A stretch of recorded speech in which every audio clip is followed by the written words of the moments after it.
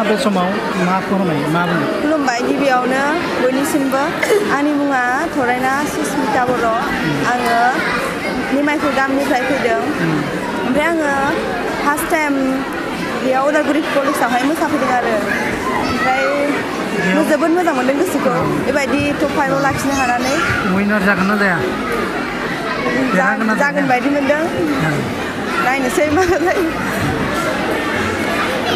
Winner जागोन बायदि ना? जागोन बायदि मोनदों। दुलाराय उदालगुरि रंजालि बैसागुनि नोंथांमोना बारदै सिख्ला मोसानायनि टप 5 आव देरहासार जानो हादों। दा माबायदि मोनदों बादायनायाव बाहागो लानानै? गोसोखौ मोजां मोनदों। देरहागोन बायदि ना? उइनार जागोन बायदि मोनदों? नायनोसै। दा सायख'गिरिफ्रा मा सायख'दों बेसो जासिगोन नङा होमबा? माबायदि मोनदों बाहागो लानानै? मोजां मोनदों। देरहागोन बायदि मोनदों ना? दा कुइसन एन्सारखौसो हागोन ना हाया? थाखाय बाहागो लादोंमोन सिगांफ्राव बाहागो लादोंमोन? आङो लास्ट इयारबो लादोंमोन, सेकेन्ड मोनदोंमोन लास्ट इयार। आरो मा मुं? आं खुलुमबाय, आंनि मुङा थरायना मिरा बर'। आं नम्बर 4 आमजुलि नखरिया मैथाबारिनिफ्राय फैदों, हरिसिं आनसलिकनिफ्राय। फार्स्ट टाइम बाहागो लादोंना? औ, आं बेयावहा बाहागो लानाया दिनै फार्स्ट खेबनि थाखाय बाहागो लादों। जोबोद मोजां नांदों। देरहागोन बायदि उइनार जागोन बायदि मोनदों नामा? बेथ' खाफालनि सायावसै, खाफालावबो मा लिरनाय दं बेखौथ' मिथिला। सायख'गिरिफ्रा जि सायख'यो बेनो जागोन। औ, बेनोसै। गोजोननाय थाबाय।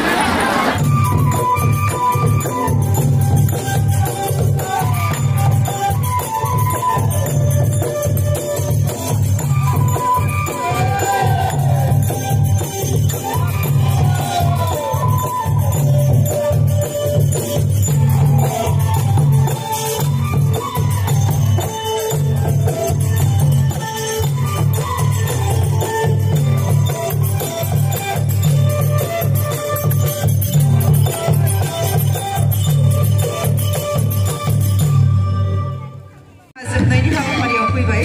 दा जोंहा समा बारा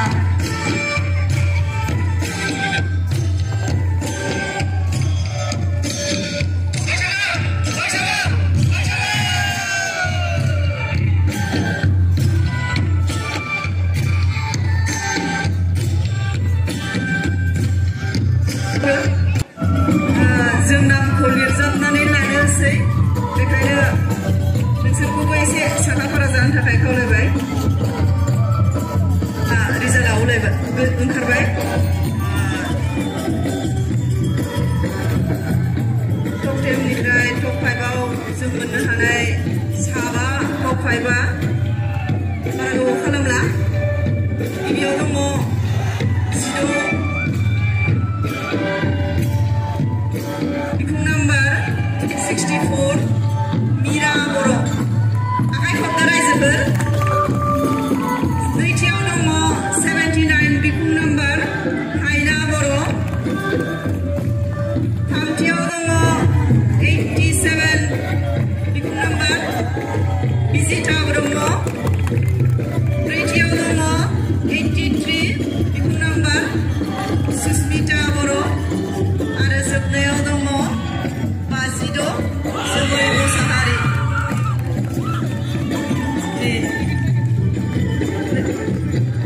साबायखर थाबाय नोंथांमोनहा सिगां गोबाव मोसानाय निउसनिसिम खुलुमनायखौ जासिहरनाय थाबाय।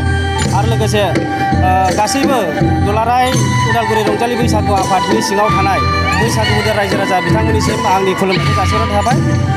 जों गोबां गोजोननाय दं। जोंहा देग्लाय माने बारहुंखाजों पेन्डेला बायदोंब्लाबो जोङो जेननानै थायाखै। जों देग्लाय एकदम गामाखालि बायदि जमैनो खालामफिननाय जादों। दा दिनैहाय जोंहा जोबथा सान।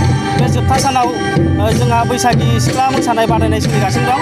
बेवहाय जोङो गुबुन गुबुन जिल्लानिफ्रायबो सौफैदों। जों गोजोनदों। दिनै जोंहा बाक्सा जिल्लानिफ्रायबो सौफैदों आरो ओरै सनितपुर जिल्लानिफ्रायबो सौफैदों। बिथांमोन बादायारि बिथांमोना खोब गोजोननाय मोनदों। जों जिहेतु बे हाबाफारिखौ बे बोसोराव नङा, देग्लाय जोंहा 37थि बोसोर जाबाय। थिग बिदिनो जों 37थि बोसोरनि उनाव जों नङा, फैबाय थागोन बोसोरावबो बेनिफ्राय जों साबसिन मोनगोनखौ जों आसा खालामो। रायजो राजाफोरखौ खमायलांनाय नुनो मोनदों। बेनि सायाव माबाफोर फोरमायनो गोनां दं नामा? खमायलांनायखौ जोंनिफ्राय जों सानो जिहेथु जोंनि दा गोनोखो मुगायाव साइन्स मुगायाव बयहाबो गावबागाव बेस्थ' दा दिनैहाय जोङो बेखौ होननानैब्लाबो जों बेखौ गारनो हाया जिहेथु जों बे जोंनि बर' हारिनि मोनसे देरसिन रंजाथाइ फोरबो जों बेखौ गारोब्ला जोंनि हारिमु माखासेया गोमालांनो हागौ जिहेतु बे बैसागु फोरबोआ जोंनि बर' हारिनि जेसेबांखि गाननाय जोमनाय जोंनि रंगिना संगिना जों बेखौ लाबोफानो हायो लाबोफिननो हायो जों जेराव आफादफोर दं जों बेयाव गाननाय जोमनाय बर'नि जेसेबां गाननाय जोमनाय दं जों बेफोरखौ लाबोनो हायाखै दिनै जों बैसागु बोथोरखौ जों लाबोनो हादों बर'नि जेसेबां गाननाय जोमनाय दं दा दिनैहाय खमायलांनायनि खारनखौ जों बांद्रायखौथ' जों बुंनो हाला जिहेतु बयहाबो दिनै बेस्थ'था दं बे बेस्थ'थानि गेजेरावनो मानसिफ्रा लासैनो खमायलांनायखौ जों नुहुरदों निस्सय उननि फारियाव बयबो लैहोर लैहोर फैनानै बे फालिखौ बैसागु फालिखौ फालिनाय जागोन दा गोबां थाखा फैसानि खरस दं बेफोरखौ